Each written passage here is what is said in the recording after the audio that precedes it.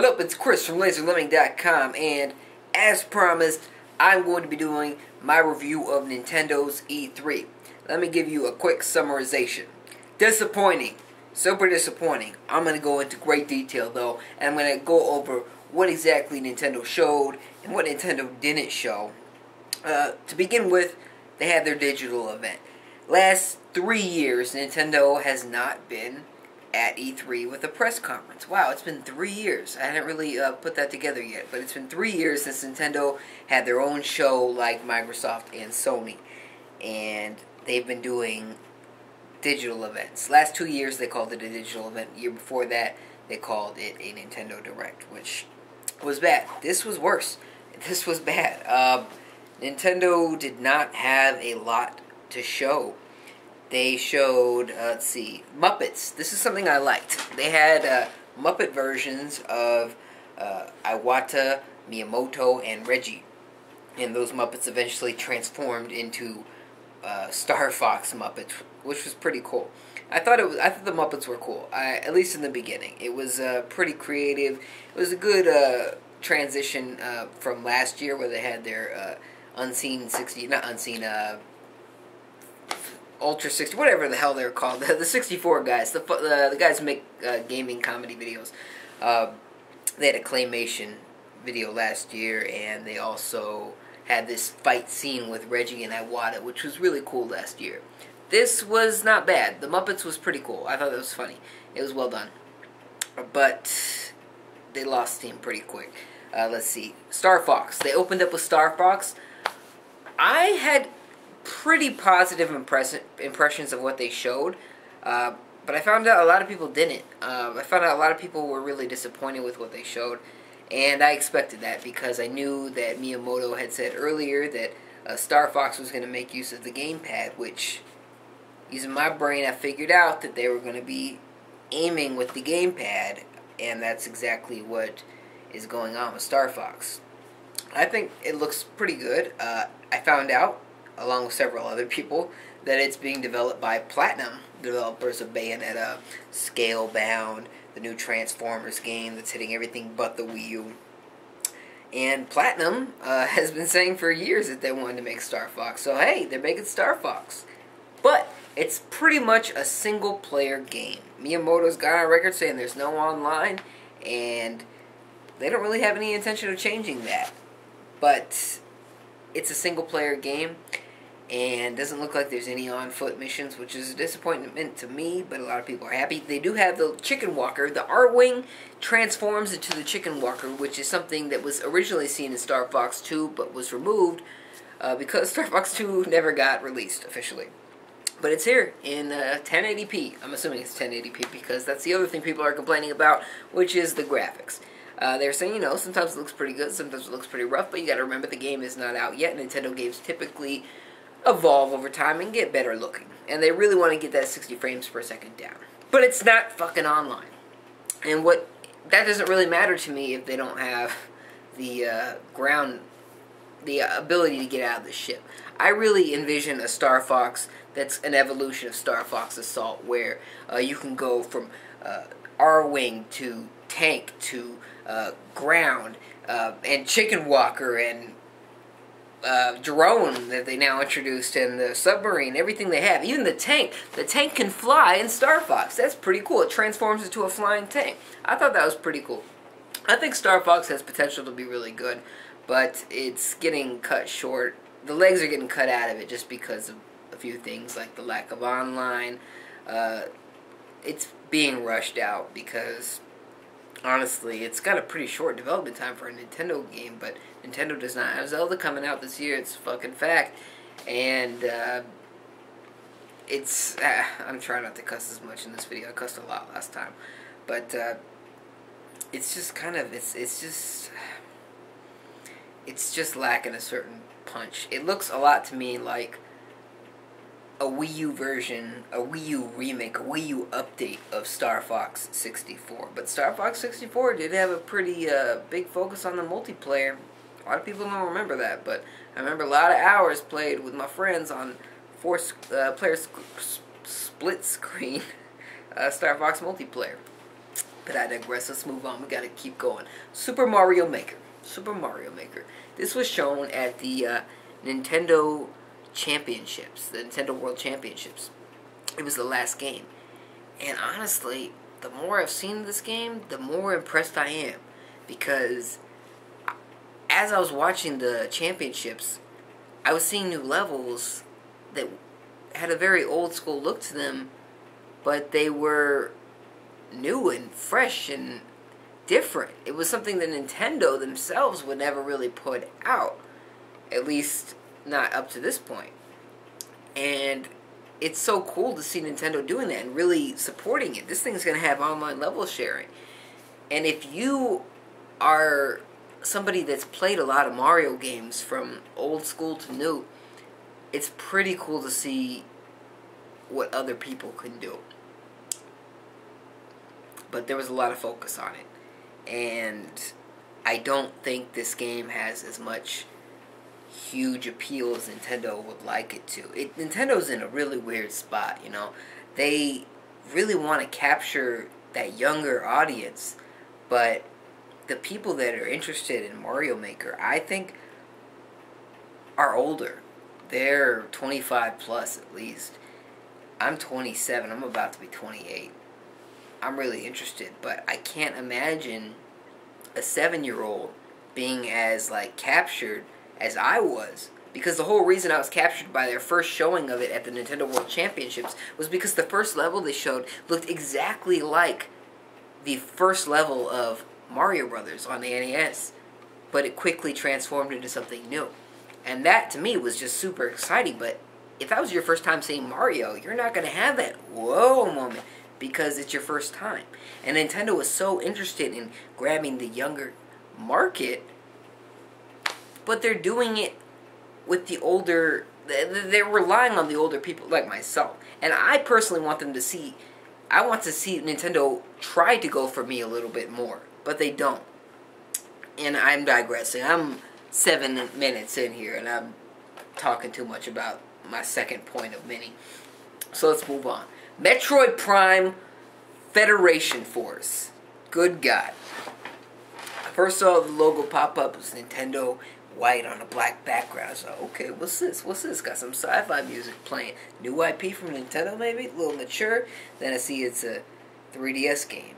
Then I see it's Metroid Prime Federation Force. And I immediately started thinking to this NeoGAF thread that I read a couple days ago where this guy was, hypothesizing, is this Blast Ball game that they showed at the Nintendo World Championships a Metroid game secretly? Turns out, fucker was right, because Blast Ball, Metroid Prime Blast Ball, comes with Metroid Prime Federation Force. If you watch any Metroid Prime Federation Force video right now on YouTube, the dislike bar is huge. It's huge. Remember when YouTube used to have the green versus red bar, and then people would call it like a lightsaber because it looked like a lightsaber. You have a little handle of green, a lot of red. That's what these things would look like if red still existed. So people are not happy with Nintendo about this, and I am thrilled that people aren't happy. Because Nintendo has gone on record multiple times now saying that they have original ideas, and what they do is they slap an old IP onto it to get people to look at it and buy it. Fuck that. I hate that attitude. I hate it so much. I hate it so much, and I'm glad it bit them in the ass so publicly right now. Because Nintendo has a really bad history of doing this over the last 10 years or so. They have interesting new ideas, but they refuse to slap a new IP onto it. This game was not originally a Metroid game. Look at the characters. These are Mii's. These are the head proportions. The head is huge and the little body, and these people are jumping into mechs. And all of a sudden, Nintendo has the gall to say this is a Metroid Prime game because it's in first person. Screw that. Screw that. I hate that. And I'm glad people hate it too. I'm glad other people hate it too. I think this game is probably a good game. I was watching some actual real videos from Nintendo Treehouse, and it's a multiplayer, online co-op, 4-player multiplayer game where you're shooting monsters, you're trapping them in cages, you can heal people, revive people. It's something new that you don't really see from Nintendo, And all of a sudden it's a Metroid game? No. There's no trace of Samus. Not that Samus is necessary to the Metroid IP, but I gotta tell you, she's a human, and her head isn't this goddamn big, and her body being this goddamn big. It doesn't make any sense, and I'm glad people are pissed about it. And I'm gonna I'm gonna talk more about people's responses to this digital event near the end of this video. So please stick around or skip ahead, whatever strikes your fancy. But let's move on. Mario and Luigi Paper Jam. I thought this was pretty cool looking. I thought this looked pretty good. It's a 3DS game. It's a Mario and Luigi game mixed with a Paper Mario game. You got multiple Marios. And my first thought was, I thought they were going to call it Paper Mario RPG or Super Paper Mario RPG or something like that, because it looks so much like a combination of Mario RPG and Paper Mario. But it's really a Mario and Luigi game with Paper Mario, and it looks good. Don't really have much negative to say. Don't have too much positive to say about it yet, but it looks like a good game, and I think you should be excited about it, especially if you're still playing your 3DS. It makes me want to play my 3DS again. Next point. Yoshi's Woolly World. They spent like 5 minutes at least on this Nintendo Direct talking about Yoshi's Woolly World. And this is, again, Nintendo chasing this younger audience that I don't think they really have as much as they want to. The Wii U install base is like 11 million units. It's sad. It's sad. And for a system that's been out since 2012. And Nintendo's really pushing this game. It looks fine. It looks good. If you've played a Yoshi game, you know that they're typically easier than most, and they even talked about that in this Direct. But I personally, I can't get excited about it. I just can't. If it was cheap, maybe, but I just can't. I can't get myself excited about it when I know that Nintendo is using money and time on this instead of something that would really attract more people to the system. Nintendo has a problem with a lot of Nintendo fans. A lot of Nintendo fans just kind of give Nintendo a pass on everything they do.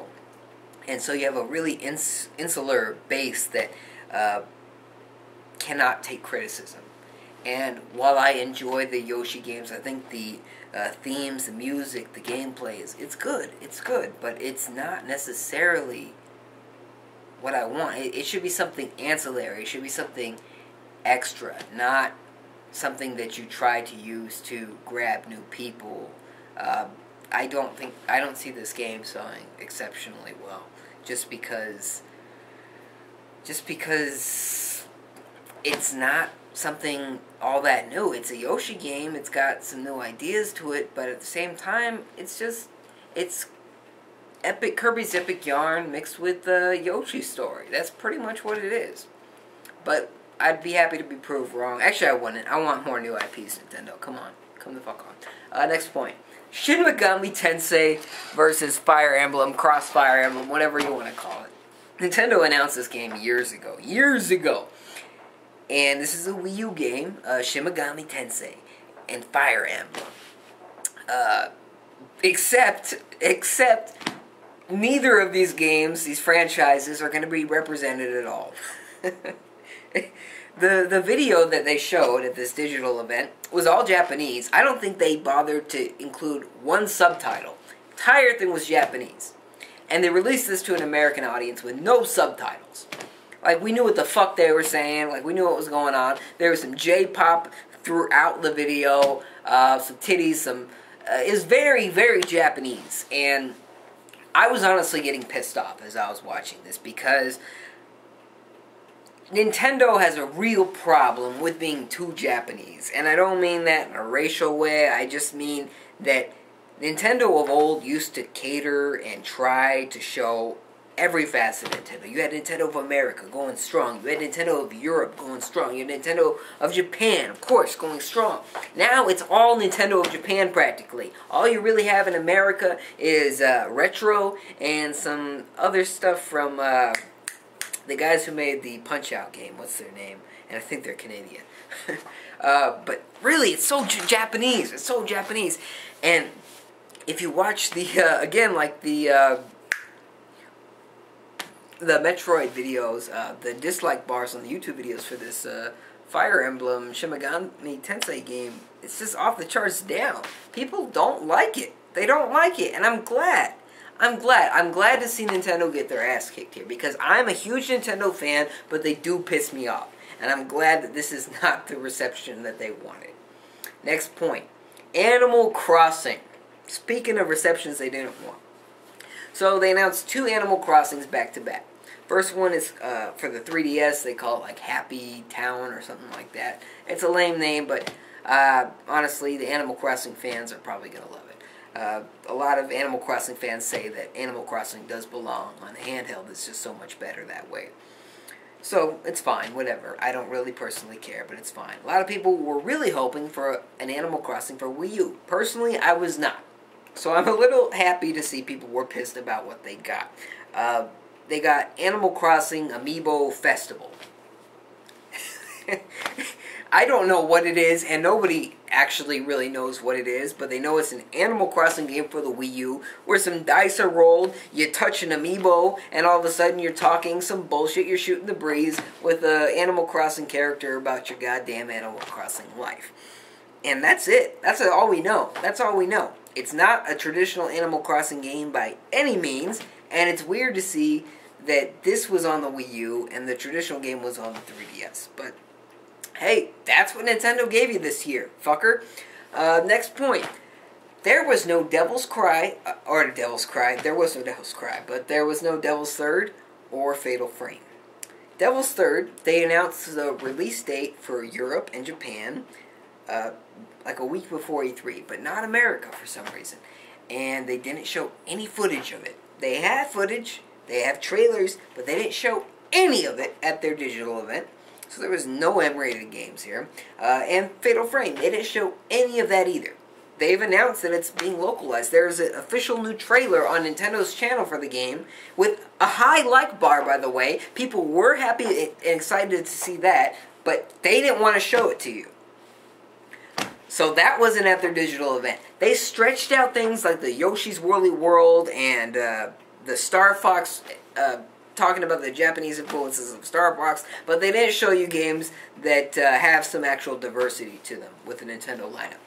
Who the hell knows why? I really expected to see at least the Devil's Third, because Nintendo is spending money on it. I don't know why the hell they even spent money on it if they don't expect the game to sell at all, or if they don't want the game to sell at all. I don't know. Alright, let's move on. Let's see. Nothing new until September. I was looking at the release dates fairly closely. I might have paid a little bit less attention to the 3DS ones, but on the Wii U, you got Splatoon, which came out May 29th, and then you got June, July, August, and finally September 11th, Mario Maker. Super Mario Maker comes out. Wow, great, congrats. Super Mario Maker comes out in 3 months. Wow, that's great. That's great. What are you expecting the Wii U players to buy until then? They didn't even show up any of the indie games that might be coming out. Nintendo, whenever they talk about third-party support, it's sad, but all they really talk about now is indie developers. And they didn't show anything, as far as I remember, regarding indie developer support. So what did they show off for the summer, the entire summer? Not a goddamn thing. Not a fucking thing. And that's sad. That's really sad. That's disappointing. I'm not happy that Nintendo doesn't have third-party support, but I'm hoping this really kicks their ass. And I'm really hoping that the Android operating system level of the NX is true. Just because I want a good Nintendo system again. I want another GameCube. Shit. I want Nintendo to have a new GameCube-like system that has all the power and at least decent third-party support. The GameCube did not do great on third-party support, but my god, it's so much better than the Wii U. Next point. Let's see. Shitty ending. It ended on a bad note. It was not good. Nintendo, I had my gamepad. I was watching it on my console, and I was watching the timer go by, and I was seeing how many minutes were left, and I kept thinking, like, there's got to be more to this. They got to be showing off some new game after this. This can't be it. But as it got smaller and smaller and closer to the end, I realized that this was not a good day for a Nintendo E3. They ended on Mario fan favor.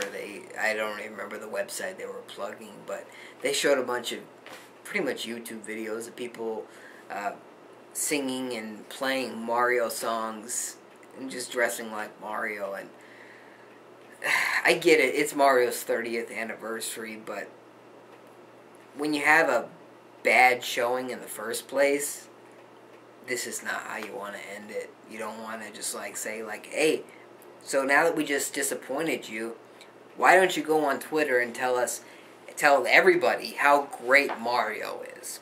Mario is great, but nobody is in the mood to talk about how great Mario is when the House of Mario just pissed everyone else off. My thoughts on it. Okay, final point here.